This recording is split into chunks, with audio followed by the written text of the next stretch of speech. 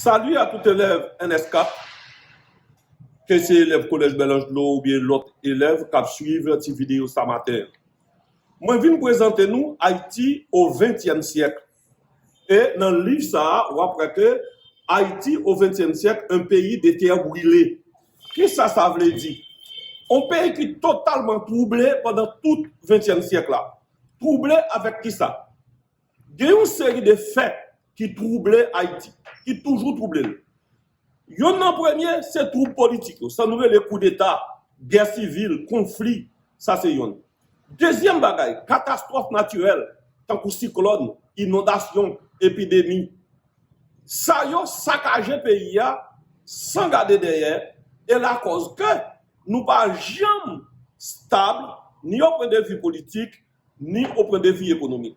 Ça veut dire, 20e siècle, Haïti, son pays de troubles, un pays tête chargée, pendant tout le 20e siècle là, c'est un pays de calamité. Mais, pour nous comprendre ça plus bien, il faut nous regarder Haïti à la fin du 19e siècle. Dans la fin du 19e siècle là, Haïti était un pays qui n'a pas avancé vers l'industrialisation, vers la modernisation, la stabilité politique et pas gagner des catastrophes naturelles majeures qui étaient saccagé le pays. Quoique, à la fin, vers 1881, il y a eu une épidémie qui était les petites véroles, qui était saccagé la population, qui était tuée en pile boune et qui était duré en pile année. On nous regardait ça qui passait au fin du 19e siècle, qui fait que nous dit que Haïti n'a pas avancé vers le progrès, Haïti n'a pas avancé vers l'industrialisation, Haïti a avancé vers la modernisation et Haïti a gagné une certaine stabilité politique. Je dis bien, une certaine stabilité politique parce que ça n'a pas été fin correct. Nous prenons à partir de l'avènement de Salomon au pouvoir, 1879. Salomon arrivé au pouvoir. À partir de Salomon, mais qui ça qui créé dans le pays, nous organisons l'agriculture. En 1881, production agricole, nous, c'est pour la première fois atteindre le même niveau avec production coloniale. Là. Ça, c'était belle bagaille. Si on regarde aujourd'hui, Haïti, c'est un pays qui dépend de l'importation. Nous ne pas importer du tout presque. Et nous exporter plus. Sucre, café, cacao, ça va un peu le progrès. Dans la même époque là, nous créons banque. Nous créons université. C'est dans la même période la faculté de médecine créée dans Port-au-Prince. Faculté agronomie. Tout ça. Ça, c'est modernisation.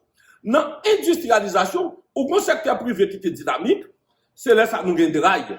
C'est là ça nous crée usine à glace. C'est là ça nous crée usine qui peut faire toile. C'est là ça nous créer on banque l'autre industrie par exemple, qui a fait tol, qui a fait toute l'autre bagaille, qui a commencé à créer dans le pays. Et on l'autre côté, nous avons des infrastructures de modernisation. Haïti, c'est le 4e pays qui a un chemin de fer dans l'Amérique latine. Haïti, un chemin de fer, nous introduit l'électricité dans l'année 1885. Et c'est la ville de Jacmel qui est la première ville qui était électrifiée. Ça, c'est des exemples.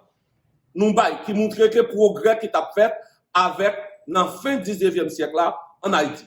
Bah, il a continuer avec le président Florvil Hippolyte. Florvil Hippolyte est plus investi dans le transport maritime, c'est-à-dire organiser des bateaux, il y a des gens qui veulent sortir au Cap, il doit aller Jacques Bel dans le bateau, il doit aller Gonaïve dans le bateau, faire commerce, etc. Bateau, transport maritime organisé, chemin de fer organisé. Hippolyte est l'autre bagaille qui est fait, qui montre que le pays a une vision.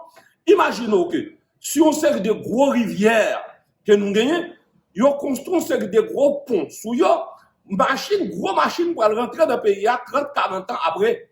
Gros camion bretou. Pour rentrer 30-40 ans après, mais nous avons déjà fait au début à l'avance. C'est dans ce sens-là, par exemple, dans Rue 2, au Cap Haïtien, il y a un bel pont qui était construit là, qui était le pont Hippolyte, dans l'année 1896. Il y a un pont qui était fait sous la rivière Lester, dans l'Artibonite. Et il y a l'autre bagaille qui marque le gouvernement Hippolyte encore, la construction des marchés.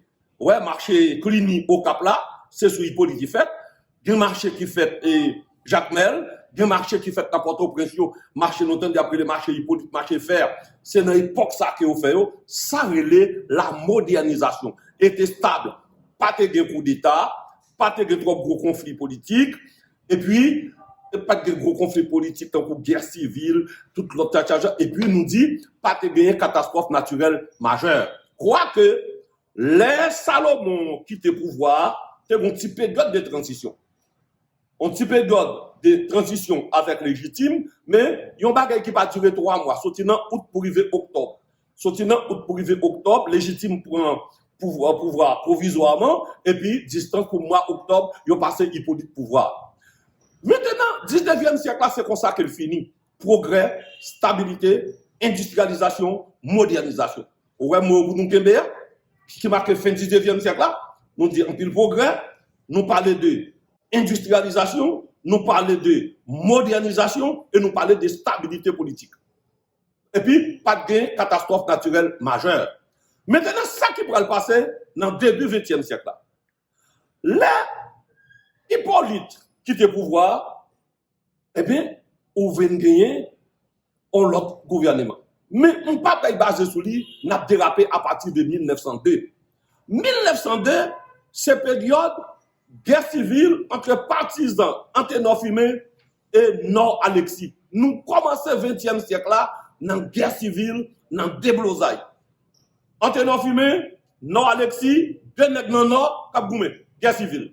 Et finalement, ni bourgeoisie dans l'époque là, ni pays étrangers aux grandes puissances, que je dis à nous arriver la communauté internationale, le terme ça protocole existait, ils ont préféré tonton Nord Alexis, que Anténor Fumé.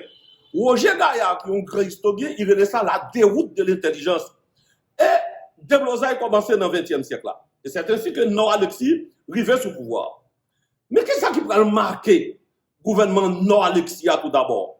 Pas un pile progrès technique. C'est comme si tout travail, modernisation, industrialisation qui t'a fait avec le gouvernement fin du 19e siècle, il va le camper et priorité c'est la lutte pour le pouvoir. En 1902, il y a un événement qui passait sous Nord Alexis qui semblait tête coupée avec Bagay Kappa de Jodia. Jodia, son question des procès de Petro-Caribé, sous Nord Alexis, c'était le procès de la consolidation. Tout nègre qui était sous président Sabio, qui était volé l'argent pays, qui était gaspillé comme pays, en complicité avec des étrangers, dont on a dit la mettre tout en bas et l'a jugé. Et il est arrivé juger. Mais bon, blague qui passe dans Bagay ça, faut me dire quand même. Non, mon a été jugé, condamné sous procès de consolidation, il y a 3 ans qui arrivé président d'Haïti, après procès. N'a pas parlé sur ça. L'autre qui marque Nord Alexis encore, là, c'est la célébration du centenaire de la fête du drapeau, de la bataille de Vertières et de l'indépendance. Haïti a boycotté. Malgré ça, par une entente qui arrive joindre. Ils ont boycotté le centenaire de l'indépendance, ils ont boycotté le centenaire des drapeaux, ils ont boycotté le centenaire Vertières. Nous arrivons écrit hymne national là seulement en 1903.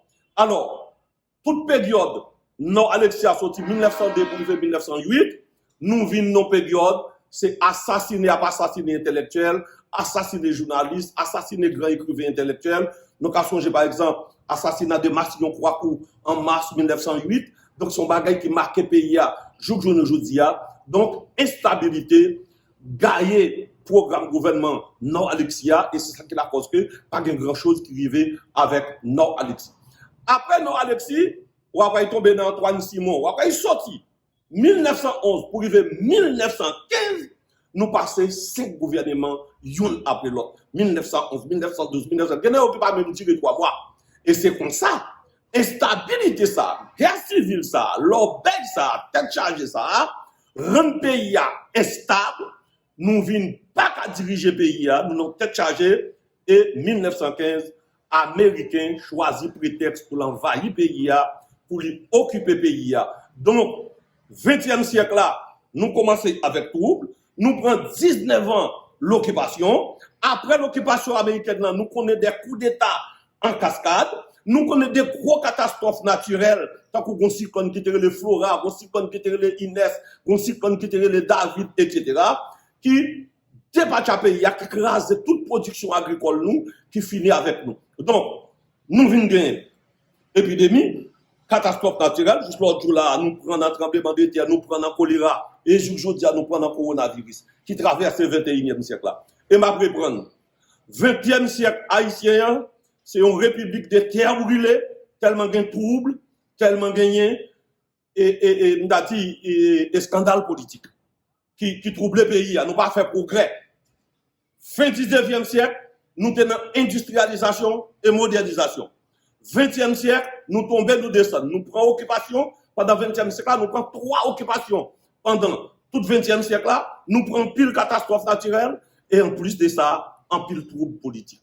Je vais camper là avec aujourd'hui et dans la prochaine exposé, nous allons parler de l'occupation américaine, les causes de l'occupation américaine, les résultats de l'occupation américaine. Kembe là, Kembe vivre là. Pas confiner l'esprit, mais confiner tête pour sécurité. Au revoir.